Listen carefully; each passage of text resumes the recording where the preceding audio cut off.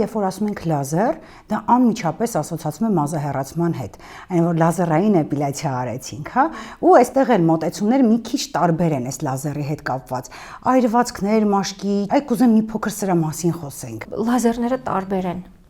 Յուրաքանչյուր ալիքի երկարություն ունեցող լազերը ունի որոշակի աշխատանքային սպեկտր, որոշակի թիրախային բջիջ, որի հետ նա կարող է աշխատել։ Լազերներ կան, որ այո, կարող են աշխատել մազերը հեռացնելու ուղղությամբ, լազերներ կան, որ կարող են աշխատել մազանոթները հեռացնելու, վերացնելու ուղղությամբ։ Լազերների տեսակներ կան, որոնք որ մաշկը հղկում են դարձնելով այն ավելի հարթ, ավելի գեղեցիկ, ավելի փայլուն եւ այլն։ Լազերներ կան, որ միայն խորանից հյուսվածքների հետ են աշխատում եւ այլն եւ այլն, դրանք շատ են։